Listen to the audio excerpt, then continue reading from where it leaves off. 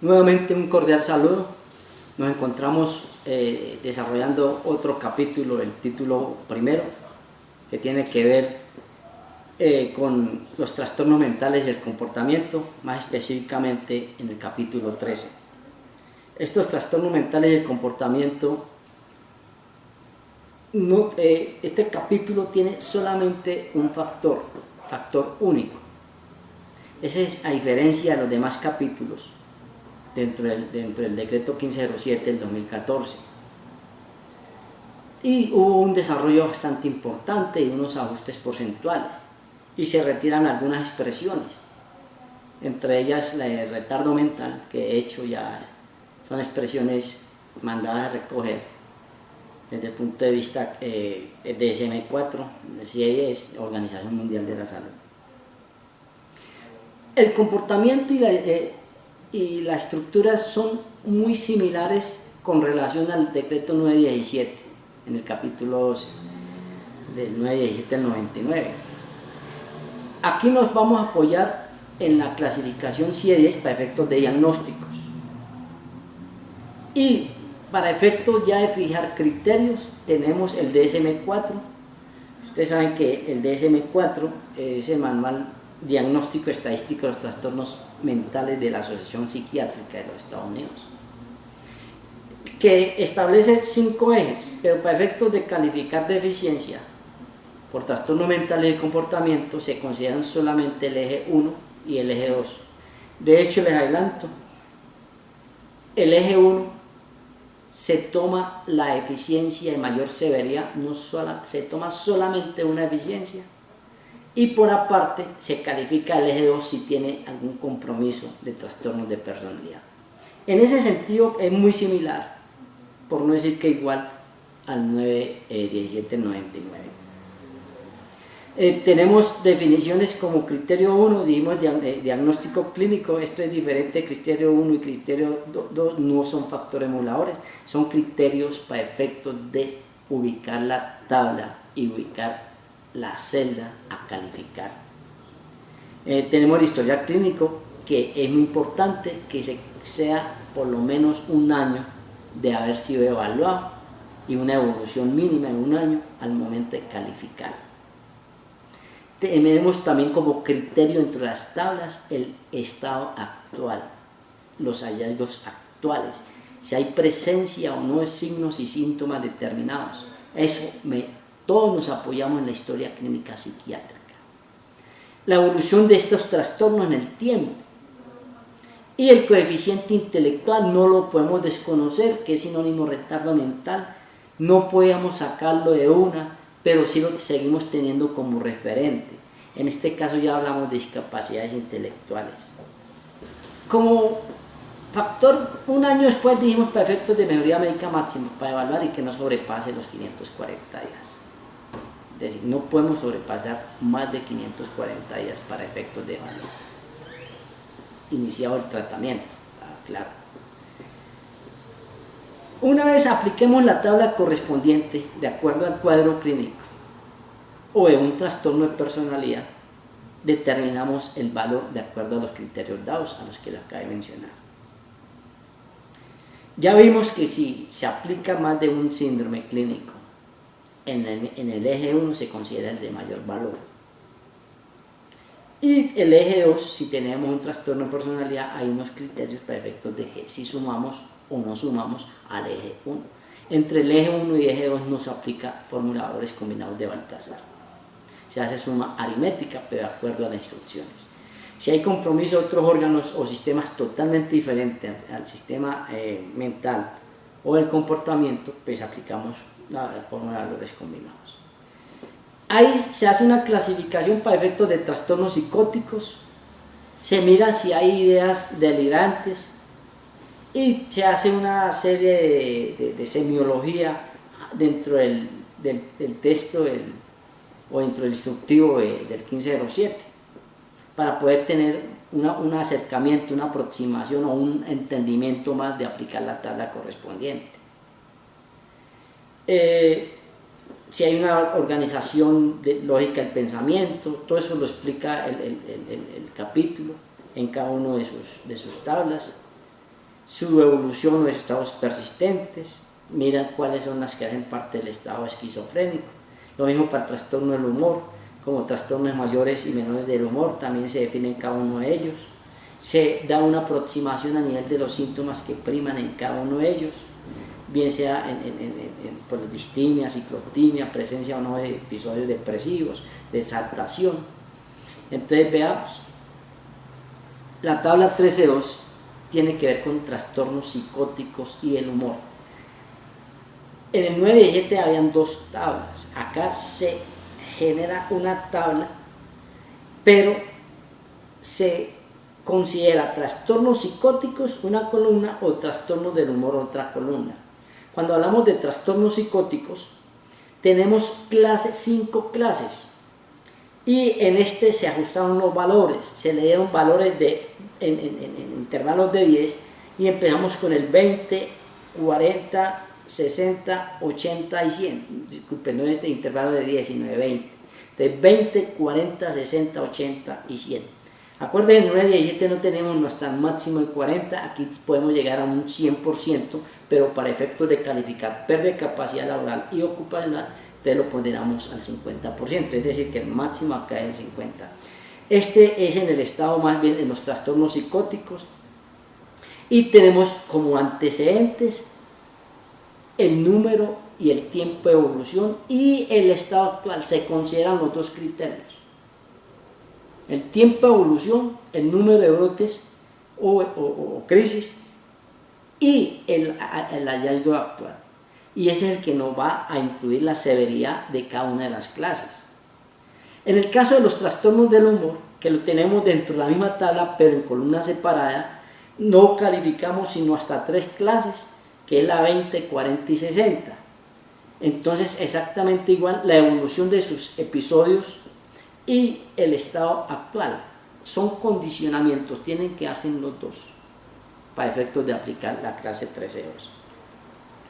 Igualmente manejamos también otra tabla para efectos de trastornos de ansiedad, y los trastornos de ansiedad también nos da un acercamiento, una aproximación de que y nos va diferenciando entre trastornos de pánico, trastornos fóbicos, estrés postraumático, trastornos obsesivo-compulsivo, ansiedad generalizada, y separa también a trastornos de ansiedad como tal con los trastornos somatomorfos. Y entre estos trastornos somatomorfos tenemos la somatización, el trastorno conversivo, el dolor psicógeno, hipocondría y trastorno dimórfico corporal.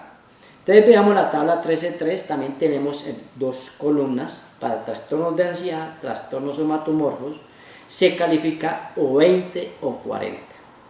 Para efectos de ponderar quedarían 10-20, no cambiaría con relación a 9-17, pero la tabla está más práctica, más funcional, también nos lo va en el tiempo de aparición de los antecedentes clínicos y el hallazgo actual.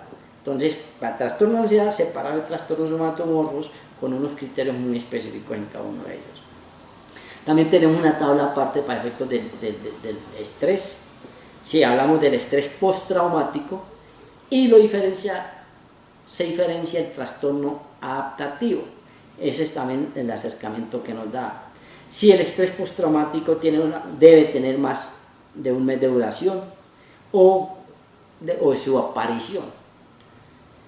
Generalmente es cuando se espera que se aparezca y hasta 6 meses por hechos traumáticos.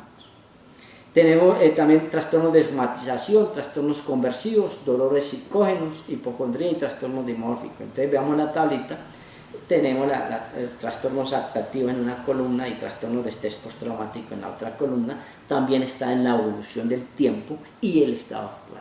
También se califica 20 a 40, simplemente la tableta que teníamos en el 9.17, la 12.4.7, la dividimos en 2, la 13.3 y la 13.4, y le damos los mismos valores. Ahorita pues se aplica hasta el 100%, pero ya a los 20 o 40 para efectos de calificar PCL, entonces lo ponderamos al 50%. Abuso de sustancias, también tenemos una diferenciación, una tabla específica: la intoxicación, el uso nocivo, la dependencia, complicaciones derivadas del consumo, síndrome de dependencia, igualmente se da un porcentaje importante. Miramos si estas sustancias psicoactivas nos da una severidad en la alteración o tenemos una evolución en el tiempo. Entonces también tenemos las dos clases. La clase 1-2 se le aplican el 20-40% por su duración mayor o menor de 10 años. Entonces se van cruzando estas celdas para efectos de aplicar el 20 o 40%. Como elemento nuevo tenemos las discapacidades intelectuales. La discapacidad intelectual es la que tiene que ver con aquellas personas, niños o adolescentes, porque generalmente esto se relaciona más con el trastorno de desarrollo psicológico y el antes llamado retardo mental. Lo llamamos discapacidad intelectual. Consideramos 5 categorías. Si hubo un ajuste importante, se duplicaron los valores y ponderados, pues de hecho nos da valores mayores que los que teníamos en el 917 el 99. Tenemos un referente que es el coeficiente intelectual, no lo vamos a desconocer. Se da la clase de acuerdo también al coeficiente intelectual o a una presentación o no de intensidad del trastorno. Si es un retraso en el aprendizaje o dificultad de concretar el aprendizaje o presenta grave deterioro del aspecto sensorio-motriz y de la comunicación en el medio. Entonces tenemos 5 clases en discapacidad intelectual. Nos apoyamos bien sea en el valor del coeficiente intelectual o en el comportamiento o evolución o los síntomas que presenta este retardo. Este es nuevamente es una evolución importante dentro del 1507 del 2014. También consideramos trastornos generalizados del desarrollo. Y estos trastornos generalizados de desarrollo generalmente comienzan durante la infancia o niñez. Y hay compromiso de deterioro o retardo del desarrollo. Y empieza a anunciar una serie de eventos como el autismo infantil, el síndrome de Rett, el trastorno desintegrativo infantil, trastorno de Asperger y otros trastornos generalizados. También lo tenemos en 4 clases, valores de 20 a 70, y nos ubicamos con estos trastornos generalizados del desarrollo, que de hecho no lo teníamos establecido en esta forma. Los trastornos del aprendizaje no lo teníamos en el decreto 917. Estos trastornos de aprendizaje se consideran solamente cuando la persona no presenta una discapacidad intelectual. Si tiene una discapacidad intelectual, se aplica en la tabla específica de discapacidad intelectual. Si no la tiene y hay trastornos de aprendizaje como procesos de lectura, escritura y cálculo, entonces se le va a dar un valor único que es del 20%, que ponderaba al 10%, no lo teníamos antes. Y se confundían mucho estos trastornos de aprendizaje con el autismo. Entonces son situaciones clínicas psiquiátricas totalmente diferentes. Y tenemos los trastornos de personalidad. Y estos trastornos de personalidad, como parte del eje 2, están condicionados a que sea un conjunto de perturbaciones o anormalidades que se dan en dimensiones emocionales, afectivas, de motivación y relación social. Estos trastornos tienen que tener una duración de más de 2 años y deben hacerse evidente en diferentes situaciones vitales del calificado y en diferentes etapas de la vida. No es que por el hecho de que es que yo tengo este trastorno, no, eso debe estar debidamente documentado por historia clínica. Tenemos la tabla 13.9 para efectos de estos trastornos de personalidad y cambios perdurables de la personalidad, que es del eje 2, es una clase única. Y es importante señalar que hay un porcentaje de 0, 20 o 40, y ese porcentaje se condiciona que si existe un cuadro clínico del eje 1 que da un deterioro, ojo con esto, si cualquier deficiencia del eje 1 hace que la persona presente un deterioro de la actividad o funcionamiento mental, así tenga un trastorno de personalidad, no se considera y será un valor del 0% al eje 2. Si vemos que cuando coexiste entre el eje 1 y no hay un deterioro de la actividad o funcionamiento mental del trastorno de personalidad, al valor obtenido en el eje 1 se le adiciona el 20% asignado en la tabla 13.9. Mire la diferencia. Si hay un deterioro en la actividad como consecuencia de una deficiencia en el eje 1, se le da 0% por trastorno de personalidad.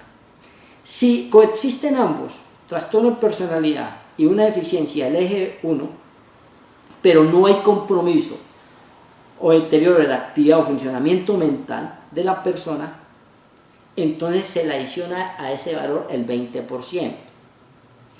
Y cuando no existe una deficiencia del eje 1 y tiene unos comportamientos muy importantes de acuerdo a la severidad de los trastornos, se le da el 40% por el eje 2, o sea, cuando no existe deficiencia del eje 1. Veamos en qué momento le puede dar el 40%, pues depende del grupo en que se clasifique. Si son paranoides, trastornos esquizoides, esquizotípicos, asociales, entonces de acuerdo a los 4 criterios se le asigna el valor de 0, 20 o 40%. Este es el cambio que tuvo la deficiencia por trastorno mental del comportamiento, es muy importante en su evolución y también es sencillo de aplicar. Entonces nos veremos en la parte presencial para desarrollar talleres y se haga más entendible. Gracias.